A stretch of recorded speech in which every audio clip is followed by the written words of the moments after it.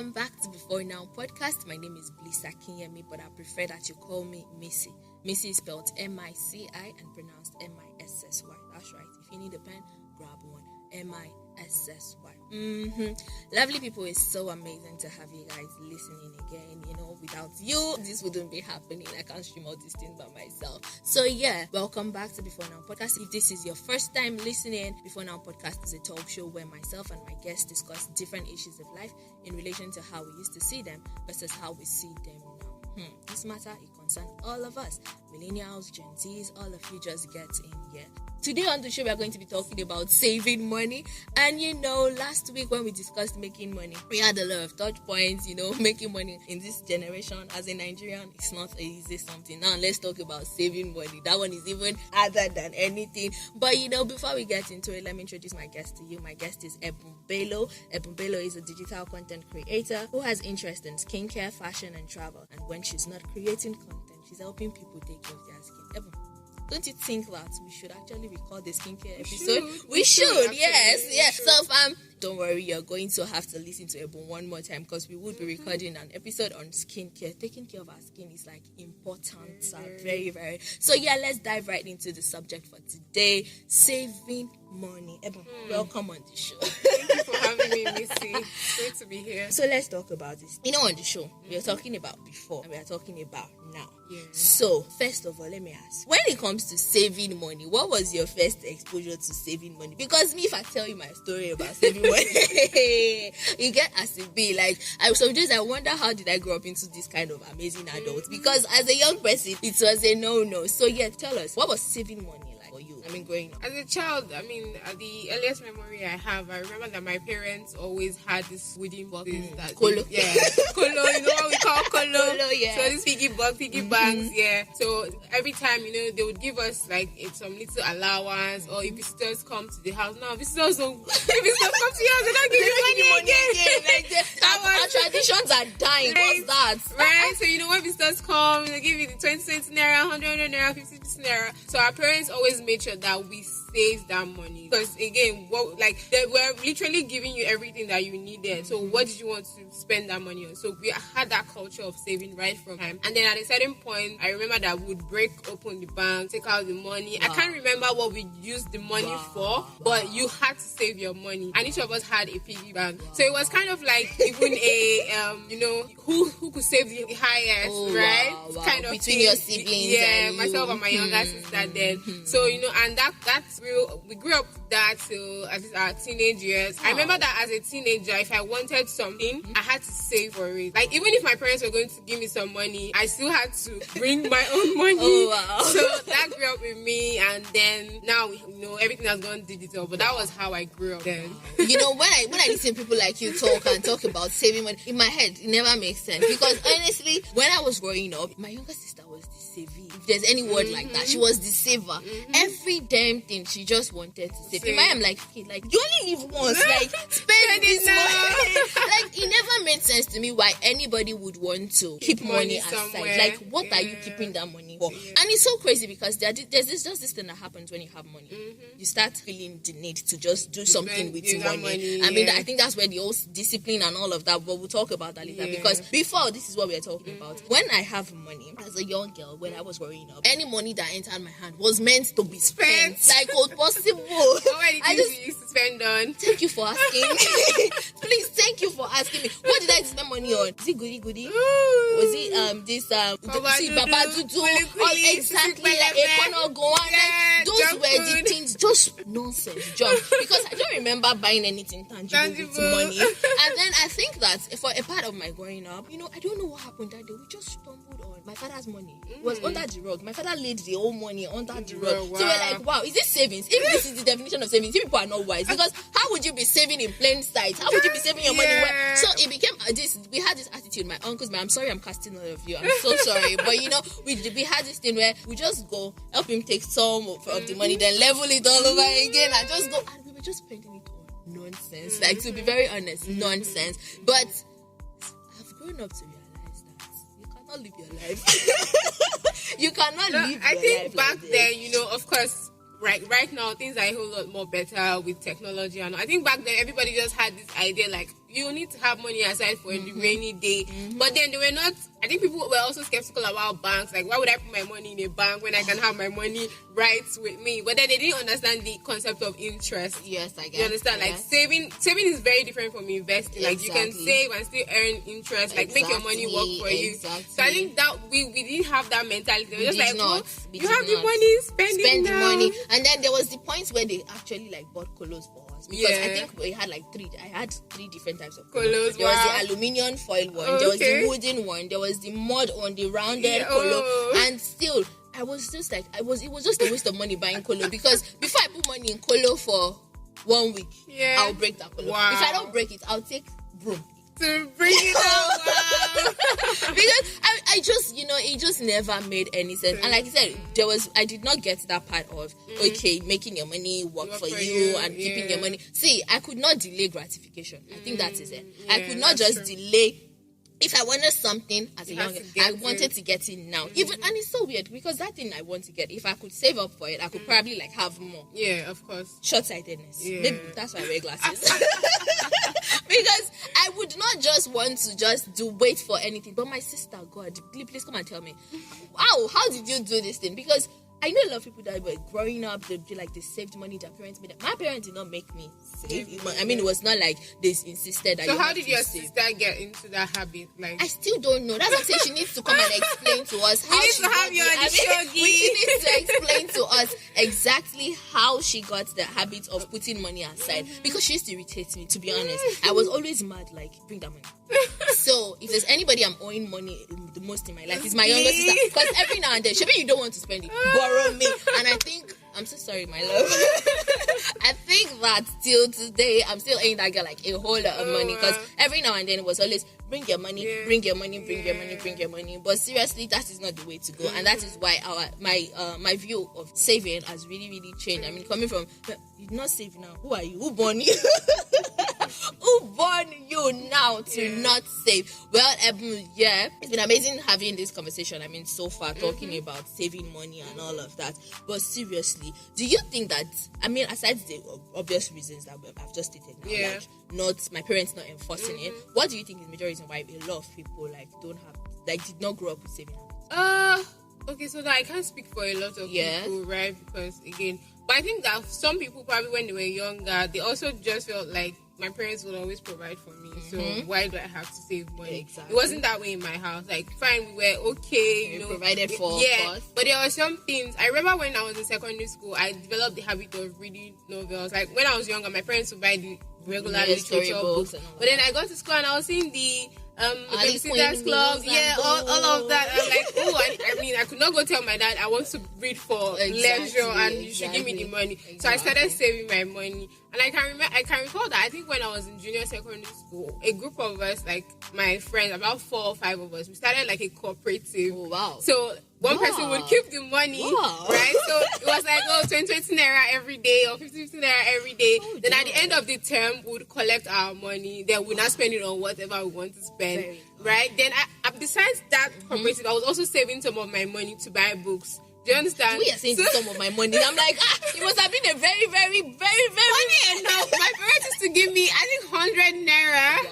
Wow. Then 100 naira was still something. Like I mean, as I started moving up, then they would add more. Then again, I wasn't, school bus to drop us in the morning, we'd check back home. I can't remember what the arrangements was, but it wasn't like I was spending, I would take food to school. So I think that money was just, you want to get snacks or you just need money. So that I don't beg other people's things and you don't look at other people. Exactly. So when I had extra money, I would save it. Then again, people were still giving us money then. So, I mean, if I wanted to buy a book, and I also I love jewelry. So I would buy a new wristwatch, you see me buy a bracelet, buy rings, I used to buy a lot of junk food too. But then, like, I always just had the money, and it wasn't always my parents' money per se. It was money I saved. So I think, personally for me, I always had that growing up. I think some people were just like, you know what, parents will always provide for me. Or they just did not, like you said again, they could not delay gratification. They were just like, I have this now, I need to spend it now. So I think that would probably have been the issue. Let's now talk. See, I'm just waiting for you to just like end this particular stuff you've been saying. Now let's talk about Ajo. See, there's something I never understood. That's this savings, the cooperative savings. Ajo, like when I was growing up, I would see like my colleagues, age mates, saving money. I used to think everybody was dumb. Like, are you people okay? Because then the few times that I saw somebody spend some people's money, I was just like, you see what I was telling you? You people, you see what I was saying? How would you, in your right senses, give somebody else your money? Like, you can buy sweets. Just go and buy chewing gum. Go and buy something. Like, it never, ever made sense to me to say, okay, I mean, I'll join and all of that. But before we proceed, I'm going to put you on the spot now. I mean, you know, I told you, I give you the heads up. Normally, I'm supposed to give you a heads Bring it on, I'm ready. Okay, so, you know, normally, and I'm giving you like 15 to 10 seconds, but no, because this word is a very short word, and I don't want you to get it. Wow. So I'm going to give you just 5 seconds. So 5 seconds. Your word is spelled Nkab. Nkab. Nkab. Nkab. Nkab. The word that Ebun has to unscramble today is spelled Nkab. 5 seconds is up. Say thank you. My goodness. Even though I gave you the heads up, you know, I just knew this was what I was going to do. Sipping evil, you know. You got me, because now I know the word. No, now you know the word, yes. So if you're listening to us, head over to our social media pages. On Instagram, it's at BeforeNow Podcast. On Facebook, BeforeNow Podcast. Go unscramble the word that Ebun could not unscramble. I mean, I know you know the word now, but you didn't do it in 5 seconds. It's a word spelled Nkab. We're still talking about money, so let's talk about money now. Saving money, like right now. What's that process like? How is it? Is it to, you know, put money aside? You know, what did they call themselves? Value of our currency is nothing to write home about. So, exactly how? You know, how easy is it? What exactly is the saving lifestyle? What is it like for you right now? It's really not easy, like you said, and this time it's not even about not delaying gratification. It's about earning enough to even save. You know, some people say, "And to man save." Exactly. Because if you don't even have money for your basic needs, where do you what want are you to save? saving? Exactly. So I remember during my NY, so after school, I mean in school, I still had money, but after school, that was like the real world, kind of. Funny enough, after school, I mean, I got like an internship somewhere, so I spent like 6 months there, and I was able to save some money to get stuff for my NYC. So I was on about stuff that I took. My parents did not buy anything. Everything that I took to camp, I bought it with my own money. Although my mom supported me, like transport and all that. The major part was me. It was my money. So that, I mean, I was earning about 20-30K before NYC then, and that was still a lot of money to me for like a first time a job after school. So I mean, I was able to save some money that helped me to get stuff. But during NYC, you know, my source of income went back to the 1980s, right? The state wasn't paying any money. The school I was working to wasn't paying any money. And I did not want to stress myself taking on like extra lessons because I was sent to a school. So I was just basically on that 1980s, right? Thankfully, I was in I wouldn't say it's a rural place, but it's not a city like Lagos. So cost of living wasn't so high. Exactly. The accommodation was ridiculously cheap. So accommodation was out of my expense. So my basic expenses were just food, transport. We didn't even have to take travel because it was literally just trekking. So I had 19.8. But I mean, other expenses started coming up. We had to pay light bill. You had to pay for trash. You had to settle some dues. So you had to do your data. At the end of the day, I was not having enough money to save. Not because I didn't want to save, but because I literally did not have any money to save. So it was just me living from paycheck to paycheck. Like when next year comes in. So at that moment, it wasn't a matter of I didn't want to save. It was a matter of I did not have money to save. And you were making money. Like yes, I was making money, but it was just not enough to set aside. Yeah, exactly. So when some people say I saved during NYC, I'm like, nigga, like tell us the truth. Like, please, you had extra source of income. You were ready. Don't tell me it was an just you were saving. Like. So I think a challenge for some people as adults is not earning enough to even be able to set aside. Especially people that now have dependents. Exactly. You understand? I didn't have anyone depending on me, but it was just me, you know, just me. But then it wasn't enough at that moment. So after NYC, thankfully I got a job, and although again it wasn't so much money, but at that time I went back to saving again. So I made sure that every month I was saving at least every month I would save 5K. Oh wow. From my money. Like no matter that. I'm very sure that was some sort of delaying gratification for you. I'm sure you probably I'm not sure. Yeah, exactly. Things that you delayed to put 5,000 aside. Yeah, definitely. So what something I do is at the start of every month, I already know how much I'm earning. So there's this rule I use, the 50-20-30 rule. So 50% goes to your major expenses, 20% for savings, and the 30 is for miscellaneous. So I even if I was earning 10K, I knew that this was going to. So I always made sure that at the start of the month I sort out my data, my food money, my transport. Those are the major things. Okay, then maybe those are the major things. Okay. Then also money for my hair, for toiletries and all that. So whatever I had left, I made sure that I saved that. I made sure that it was just left in the bank. So thankfully I had 2 bank accounts then. I had my NYC account and I had my regular account. So I would move the money I wanted to save to my NYC account and just leave it there. And then I had my regular money, right? So that works for me. And then I started getting, as my source of my earning capacity started increasing, I was increasing the money. So it went from 5K to 10K to 20K, and I was saving 40K, I was saving 50K. So I mean, I always make sure that I save. And now, it's still a bit of a challenge because now again, I was just about to ask, how is that really going? Because now leaving your money in the bank comes with a lot of charges.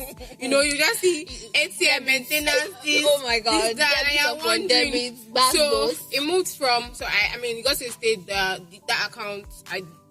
I don't know what happened, but I think it's not dormant right now, but there's no money there. Okay. So I moved so that was when, I can't remember, maybe it was in 2017 or 2018, I started hearing about Piggy Bank. It's now Piggy Vest, but it used to be Piggy Bank. So people were really raving about it. There was Cowrywise too. And I'm like, okay. There's a lot of them. Yeah, but those are the 2 key players then. So I was like, okay, let's give this a shot. So I opened a Piggy Bank account and I threw some money in there. And at that time, I don't even think they had, now they have Flex, Save Love, blah, blah, blah. All of that. They didn't really have all that. I think it was just the major piggy bank. So that piggy bank, you have only 4 withdrawals in a month.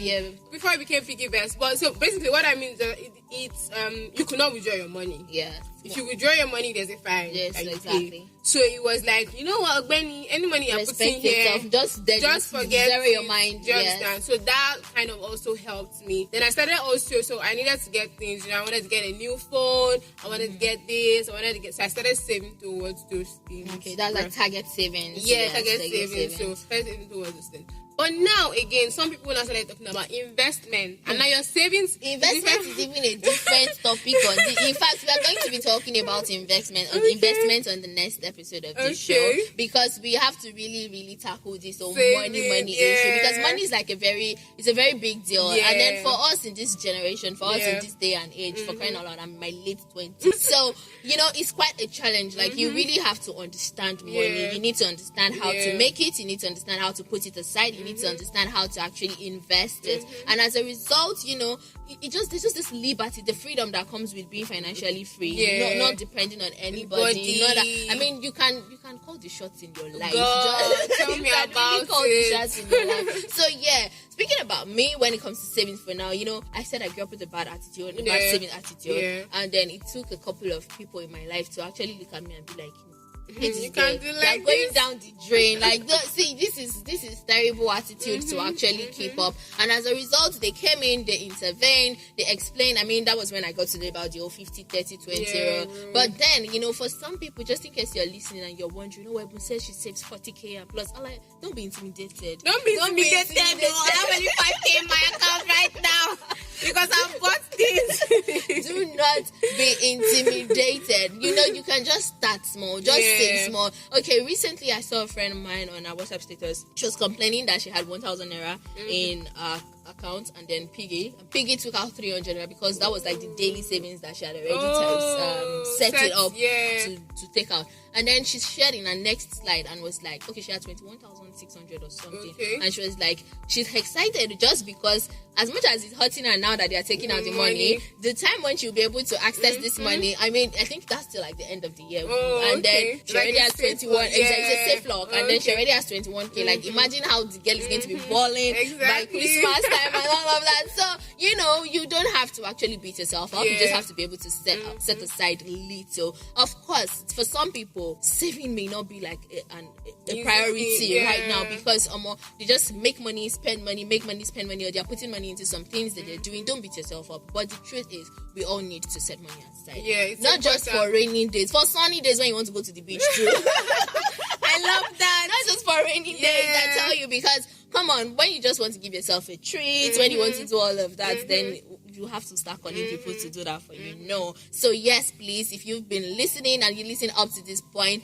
we would really like to know what your saving habit was like growing up, what your first exposure to savings was. Saving money, it was not saving any other thing. Money, go. And yes, how are you faring now as an adult? How are you faring now that you're grown? And if you are, still struggling with saving, I can only wish you the best. My advice for you is to try to delay gratification, because if you develop a very, very good saving attitude, it's something that you can actually apply in different areas. You can actually, it's not just about saving money. You can pause to make decisions in every other area of your life. The minute you can master the attitude of keeping money aside, money that is your own, you need to come and ask me. Money that is my own, I'm just looking at it. And then for some people, I think that we should also address the issue of taking things one step at a time, in the sense that sometimes you just need to have target savings to get some things that would enable you to now have like a long-term savings. Because everybody's saying they're saving, and they're saving.